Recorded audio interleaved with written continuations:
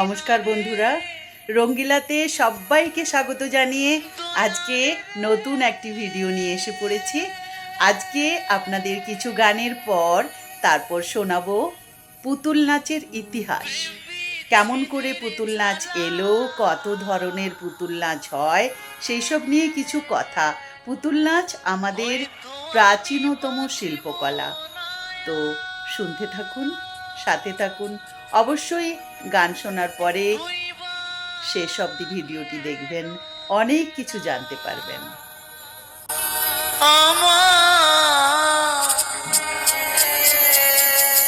হয়তো আমি বাঁচব না,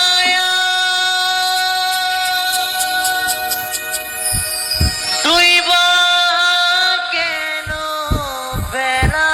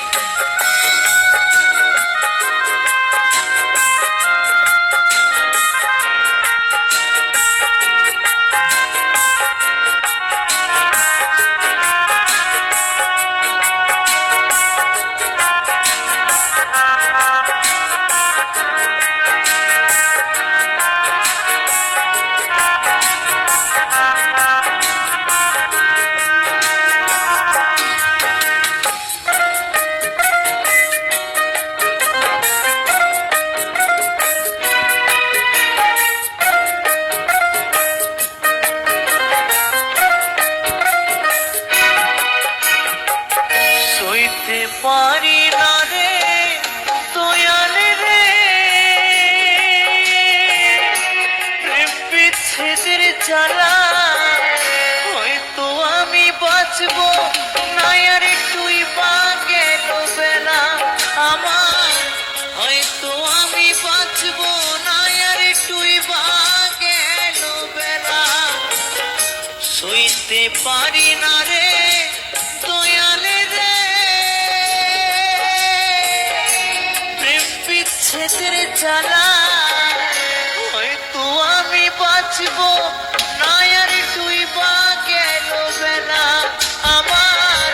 হয়তো আমি বাঁচব না আর তুই বা গেল বেলা।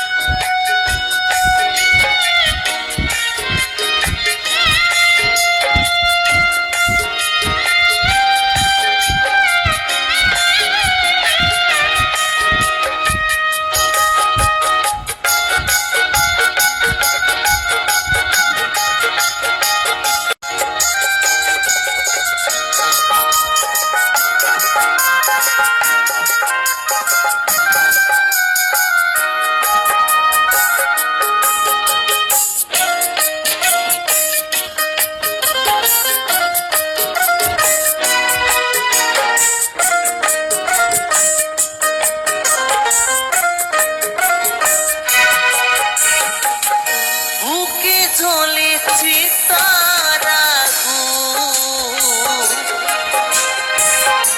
চোখে প্রেমের নেশা।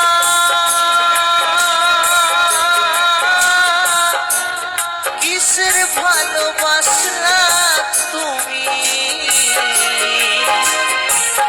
মন ভাঙা তোর নেশা।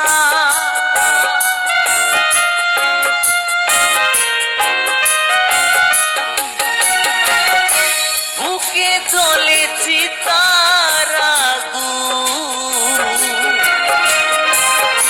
চোখে প্রেমের নেশা।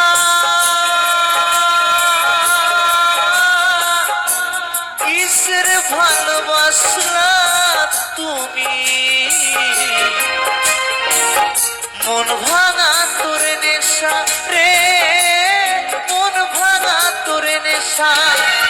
সইতে পারি না রে দয়াল রে, প্রেম বিচ্ছেদের জ্বালা।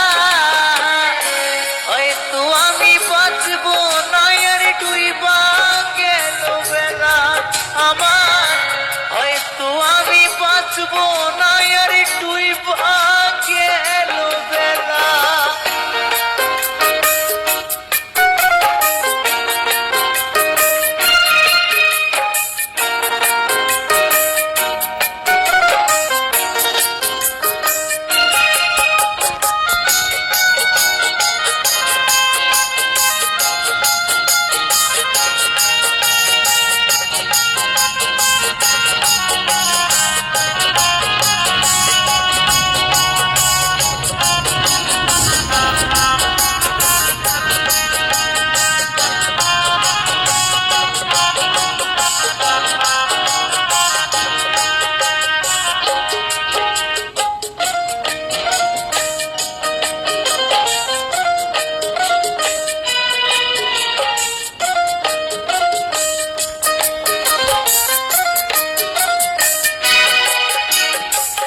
ছাইরা যদি যাবি বন্ধু, কেন জোরালে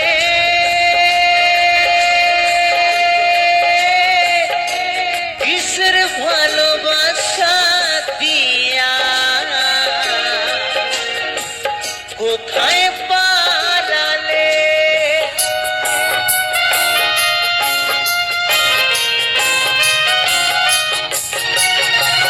ছাইরা যদি যাবি বন্ধু,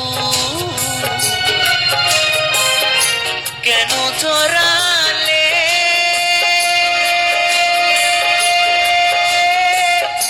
কিসের ভালোবাসা দিয়া, কোথায় পালালে বন্ধু, কোথায় পালালে। সইতে পারি না রে দয়াল রে প্রেম বিচ্ছেদের জ্বালা।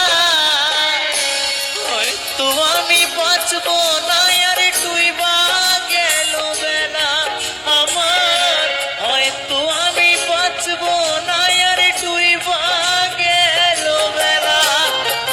সইতে পারি না রে দয়াল রে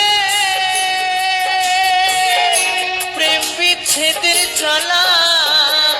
হয়তো আমি বাঁচবো না আর ডুইবা গেল বেলা আমার, হয়তো আমি বাঁচবো না আর ডুইবা গেল বেলা আমার, হয়তো আমি বাঁচবো না আর ডুইবা গেল বেলা আমার, হয়তো আমি বাঁচবো না আর ডুইবা গেল বেলা আমার, হয়তো আমি বাঁচবো না আর।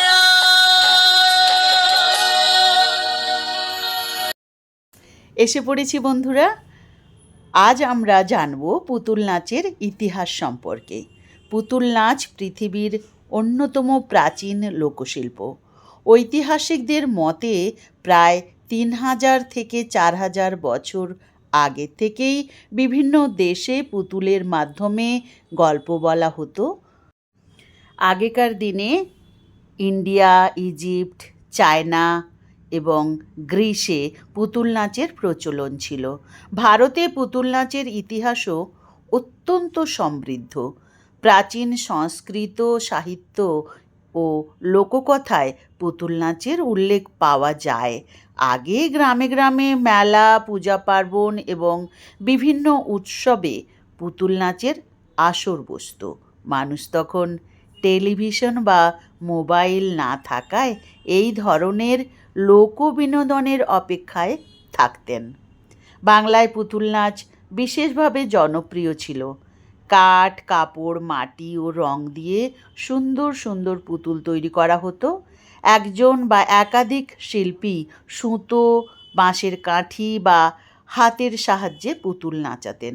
সেই সঙ্গে গান, সংলাপ ও বাদ্যযন্ত্রের মাধ্যমেও গল্প পরিবেশন করা হতো। পুতুল নাচের মাধ্যমে শুধু বিনোদনই নয়, শিক্ষাও দেওয়া হতো। রামায়ণ, মহাভারত, কৃষ্ণলীলা, লোককথা, নীতিকথা, এমনকি সমাজের বিভিন্ন সমস্যা নিয়েও পুতুল নাচ দেখানো হতো। এতে মানুষজন আনন্দের পাশাপাশি শিক্ষা লাভ করতেন। ভারতের বিভিন্ন রাজ্যে পুতুল নাচের বিভিন্ন ধরন রয়েছে, যেমন কাঠপুতলি, রাজস্থানের সুতোয় চালানো পুতুল, যে পুতুলটা আজ আমি দেখালাম, পাবাকুথু কেরালার হাতের পুতুল, তোলু বোম্বালাটা অন্ধ্রপ্রদেশের ছায়া পুতুল। পুতুল নাচ বাংলার ঐতিহ্যবাহী লোকশিল্প। বর্তমানে আধুনিক বিনোদনের কারণে পুতুল নাচের জনপ্রিয়তা কিছুটা কমে গেলেও এখনও বিভিন্ন সাংস্কৃতিক অনুষ্ঠান, লোক উৎসব এবং সরকারি উদ্যোগে এই শিল্পকে বাঁচিয়ে রাখার চেষ্টা চলছেই। নতুন প্রজন্মের কাছে এই ঐতিহ্য পৌঁছে দেওয়ার জন্যও নানা উদ্যোগ নেওয়া হচ্ছে। বন্ধুরা, পুতুল নাচ শুধু একটি বিনোদন নয়, এটি আমাদের সংস্কৃতি, ইতিহাস ও লোক ঐতিহ্যের একটি অমূল্য অংশ। এই শিল্পকে সংরক্ষণ করা আমাদের সবার দায়িত্ব, যাতে ভবিষ্যৎ প্রজন্ম এই সুন্দর লোকশিল্পের সঙ্গে পরিচিত হতে পারে। আজ এতটাই বললাম।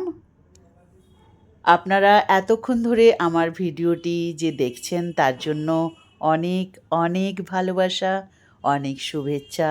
যারা এখনও পর্যন্ত আমার চ্যানেলটি সাবস্ক্রাইব করেননি, যদি ভালো লেগে থাকে অনুরোধ রইল আমার চ্যানেলটি সাবস্ক্রাইব করে আমার পাশে থাকবেন।